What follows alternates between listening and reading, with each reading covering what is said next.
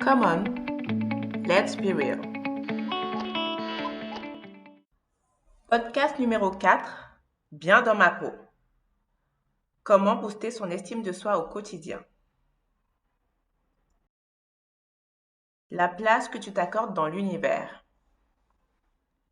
Comme nous l'avons vu ensemble dans le podcast L'estime de soi, c'est la base, ton estime de toi est cruciale parce qu'elle détermine la manière dont tu te perçois, mais également celle dont tu perçois le monde qui t'entoure.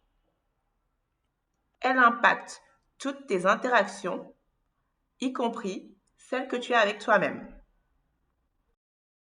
Effectivement, ton estime de toi, c'est la manière dont toi-même tu t'évalues, tu t'apprécies et finalement tu t'acceptes. C'est la place que tu t'accordes dans l'univers et à l'échelle de ton microcosme dans notre société. Tu as peut-être déjà compris que l'estime de soi était plus importante que la confiance en soi. Si ce n'est pas le cas, je t'invite à réécouter le podcast dont on a parlé plus tôt. Quoi qu'il en soit, garde à l'esprit que la confiance en soi, c'est plutôt de l'ordre de ce qui est affiché et apparent. Elle est liée à l'attitude d'une personne et sera généralement le résultat de l'estime de soi. Très souvent, notre confiance en nous est liée à notre confiance en notre capacité à réaliser quelque chose, à passer à l'action et à réussir. C'est aussi notre capacité à être à l'aise dans notre environnement, dans nos relations et dans nos interactions. Plus une personne a une faible estime d'elle-même, plus elle sera dans la souffrance. Si jamais tu as des doutes sur ton niveau d'estime de toi, ou encore si tu es curieux de savoir ce que dit la science, tu peux évaluer ton estime de toi grâce à l'échelle de Rosenberg, qui propose 10 questions extrêmement simples avec lesquelles tu évalueras dans quelle mesure tu es d'accord. Tu peux le trouver facilement sur Internet. De manière plus terre à terre, plus une personne a une faible estime d'elle-même, plus elle sera dans la souffrance et au contraire, plus son estime d'elle-même sera élevée, plus elle sera dans le bien-être au quotidien. Mon objectif, c'est vraiment que tu sois plutôt, si ce n'est pleinement, du côté du bien-être. Alors, écoute-toi. Si tu identifies les signaux suivants, il y a de fortes chances que tu manques d'estime de toi, à minima, dans une certaine mesure. Tu peux observer par exemple que tu ne te trouves pas assez bien. Tu ne te sens pas à la hauteur des situations en règle générale. Tu as une forte voix critique vis-à-vis de toi-même et peut-être aussi vis-à-vis des autres. Tu te punis. Tu te sens souvent coupable. Tu privilégies l'opinion des autres au détriment de la tienne. Tu privilégies également les besoins des autres. Tu te compares souvent aux autres. Tu fais preuve d'indécision. Il t'arrive de somatiser, c'est-à-dire que tu te retrouves avec des maladies que tu ne peux pas forcément expliquer, par exemple des maladies de la peau, des maux de ventre, des maux de tête, qui n'ont pas de raison bien précise. Tu es souvent très réactif au comportement des autres. Tu développes des relations toxiques. Il t'arrive de déprimer, d'avoir des troubles de l'alimentation ou encore des addictions. Ce sont des signes d'un manque d'estime de soi.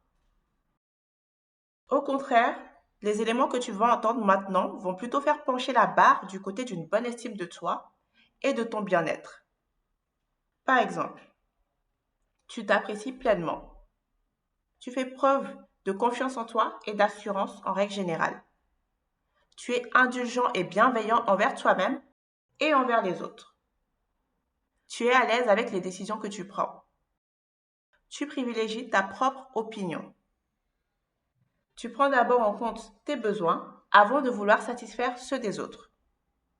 Tu évalues tes propres progrès et non pas ta performance comparativement aux autres. Tu assumes ce que tu veux. Tu es bien dans ta peau. Tu es moins impacté par ce que font les autres. Tu te sens responsable de la manière dont tu te sens et de ce que tu fais. Tu as des relations et une vie saine. Si tu te reconnais plus dans cette deuxième liste, c'est une très bonne chose. L'idée, c'est que tu fasses en sorte de diminuer les éléments de la première liste et d'augmenter ceux de cette deuxième liste pour améliorer ton estime de toi et la rendre plus solide. Il est important que tu comprennes comment tu en es arrivé là. Pour pouvoir améliorer ton estime de toi, je pense vraiment qu'il est important que tu comprennes comment tu en es arrivé là où tu en es aujourd'hui. Sache que plusieurs facteurs influencent ton estime de toi. Ces facteurs sont ton tempérament, ton éducation, ton environnement, tes expériences, tes réussites et tes échecs, et finalement, tes relations. Dis-toi bien que tout au long de notre vie, on a des référents externes qui vont plus ou moins nous influencer. Quand on est enfant, bien sûr, ce sont nos parents. À nos yeux, ils détiennent et sont notre vérité. On voit le monde à travers leurs yeux, puisque ce sont eux qui nous montrent et nous disent ce qu'est le monde et comment il fonctionne. Par exemple, à l'âge adulte, on peut décider de mettre l'accent sur notre apparence physique parce qu'on nous a répété qu'on était joli, ou au contraire parce qu'on le disait d'un frère ou d'une sœur. On peut se juger sur la base de nos résultats professionnels parce que plus jeunes, ce sont nos notes qui nous ont valu la reconnaissance et l'affection de nos parents. On peut se faire tout petit parce qu'on nous a dit que c'était important d'être poli, de respecter la parole des autres, d'être discret, de ne pas trop parler, de ne pas parler trop fort ou de ne pas être curieux. Ayant été élevé dans une famille d'intellectuels africains, les deux derniers concepts m'ont été inculqués. Tu as pu accepter ou rejeter les messages qui t'ont été transmis. Pour ma part, j'ai plutôt été une enfant sage. Mais dis-toi bien que, qu'on les intègre ou qu'on se rebelle, ces éléments nous influencent. À l'adolescence, c'est plutôt l'avis de nos amis, de nos pairs, qui devient prédominant. Ce qui est important pour nous, c'est est-ce qu'on est accepté dans un groupe? Est-ce qu'on nous trouve cool ou stylé? Est-ce qu'on nous invite au boom pour ceux qui ont connu ça? Pour les plus jeunes d'entre vous, c'était nos soirées. Plus tard, normalement, on commence à se détacher un peu plus du regard des autres et à s'accorder davantage de place et d'autorité. Donc, notre estime de nous dépendra non seulement de notre tempérament de base, mais également de notre discours interne qui est en grande partie acquis. C'est comme ça que nous développons des schémas mentaux qui ne nous appartiennent pas. S'ils sont positifs au départ, c'est tant mieux. Sinon, il est important de les déconstruire, de se regarder et de déterminer ce qui est vrai pour nous, avec bienveillance et indulgence.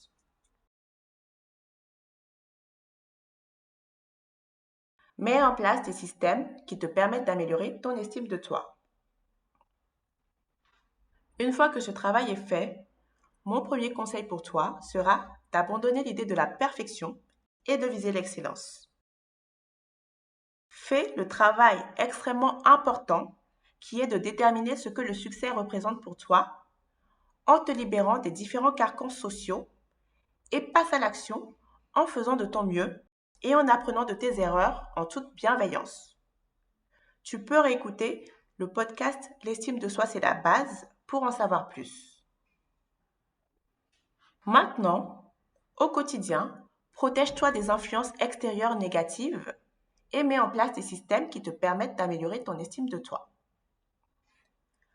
La première étape que je te propose est de maîtriser ton environnement.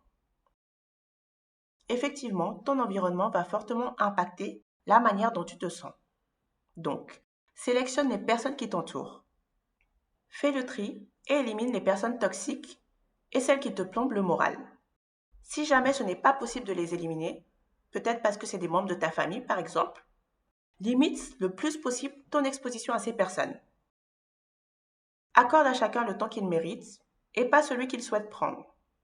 Dis-toi qu'il y a des personnes avec qui tu peux passer 2 minutes agréables, d'autres avec lesquelles tu peux passer 2 heures ou 2 jours, et finalement, des personnes avec lesquelles tu peux passer plus d'une semaine en fonction de l'intérêt et de l'impact de vos interactions. Observe bien et détermine à quelle catégorie chaque personne de ton entourage appartient. Sélectionne les émissions que tu écoutes et que tu regardes, parce qu'elles influenceront positivement ou non ton humeur et tes croyances. Une petite question. As-tu vraiment intérêt à regarder des infos alarmistes à longueur de journée, par exemple? Finalement, crée un environnement physique qui te corresponde et qui te stimule. Parce que ce que tu vois au quotidien influence ton cerveau. C'est pareil pour ce que tu manges. La deuxième étape que je te propose, c'est d'apprendre à t'aimer. Accorde-toi de l'importance, écoute-toi et fais-toi confiance. Assume pleinement ta place dans ce monde. Fais-toi plaisir au quotidien. Traite-toi comme un être cher. Ça suppose que tu te pardonnes et que tu sois indulgent envers toi-même. Change ton discours intérieur. Pour cela, tu peux utiliser des affirmations le matin, quand tu conduis, quand tu fais la cuisine, quand tu fais du sport, quand tu as du temps libre. À toi d'identifier les moments les plus propices, ceux où c'est le plus simple pour toi, pour que ça s'intègre facilement à ta routine. Au fur et à mesure, tu verras que ces affirmations reviendront sans même que tu n'aies à y penser. Demande à une personne bienveillante ou plusieurs ce qu'elles apprécient chez toi. Note-le et prends le temps de regarder tout ça de temps en temps pour t'en rappeler. Prends également le temps d'identifier ce que toi-même tu apprécies chez toi. Note-le et rappelle-t'en régulièrement. La troisième étape que je te propose, c'est de faire des progrès vers ta vision du succès. Pour cela, il faut déjà que tu aies une vision claire de ce que le succès est pour toi et que tu l'assumes. Ensuite, il est important que tu mettes en place des actions pour t'en rapprocher au quotidien. Le fait d'avancer vers ton but, de te mettre en mouvement pour y arriver, renforcera effectivement ton estime de toi. Il faut également que tu puisses créer des habitudes qui te servent. Elles vont te faciliter la vie. Il est très important que tu puisses par ailleurs connaître tes valeurs, les assumer et prendre l'ensemble de tes décisions à la lumière de ces valeurs qui sont les tiennes. Et finalement, fais des choses qui t'apportent de la joie au quotidien. La quatrième étape que je t'invite à suivre, c'est d'apprécier le chemin que tu as parcouru. Pour cela, fais l'inventaire de tes réalisations, qu'elles soient personnelles ou professionnelles. Tu as certainement mené une multitude de projets à l'échelle de ta vie. Ça peut être par rapport aux responsabilités que tu prends dans ta famille. Ça peut être des initiatives que tu as prises dans ton travail. Ça peut être des projets qui te tiennent à cœur et sur lesquels tu t'es investi, que ce soit des projets à caractère sociaux, que ce soit humanitaire ou que ce soit même des projets liés à tes loisirs. N'oublie pas de réfléchir également à comment tu as pu surmonter certaines épreuves de ta vie. Quand tu auras fait le tour de tout cela, tu te rendras compte que tu as énormément de réalisations. Et n'hésite pas également à identifier pour chacune de ces réalisations les qualités et compétences qu'elles révèlent. Tout ça, ce sont des éléments qui te permettent d'identifier tes atouts et de te rendre compte du chemin que tu as parcouru jusqu'ici et des ressources qu'il t'a fallu mobiliser pour y arriver. Un dernier élément, rappelle-toi de célébrer toutes tes victoires, les petites comme les grandes. La cinquième étape que je te propose, c'est de te faire aider. Tu peux identifier au moins une personne bienveillante dans ton entourage et lui demander de t'aider dans ta démarche pour renforcer ton estime de toi. Explique-lui ce que tu essaies de faire, ta démarche et éventuellement les choses qui te bloquent et sollicite son aide. Tu peux également te trouver des mentors qui t'inspirent. Que ce soit des personnes à qui tu peux parler ou écrire, ou juste des personnes que tu peux lire ou écouter à travers des livres, des podcasts, des émissions. Tant que ces personnes t'inspirent, c'est le plus important. Plus tu t'exposes à ces personnes-là et à ce qu'elles ont à partager, mieux ce sera pour toi. Finalement, tu peux également te faire accompagner par un coach dont le métier est de t'aider à faire face à tes challenges.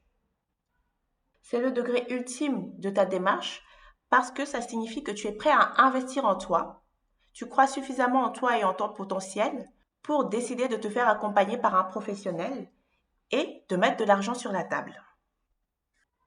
La sixième et dernière étape que je te propose, c'est de faire confiance à l'univers et de croire en un monde d'abondance et de bienveillance. Cette dernière étape est l'une des plus importantes, dans la mesure où croire en un monde d'abondance et de bienveillance, c'est croire que tu y as ta place et que tu mérites le meilleur de ce monde. On arrive à la fin de ce podcast et ce que j'aimerais que tu retiennes, c'est que nous sommes tous différents et c'est ce qui fait notre richesse. Vouloir être autre chose que toi-même serait un énorme gâchis parce que tu priverais le monde de ce qui te rend unique.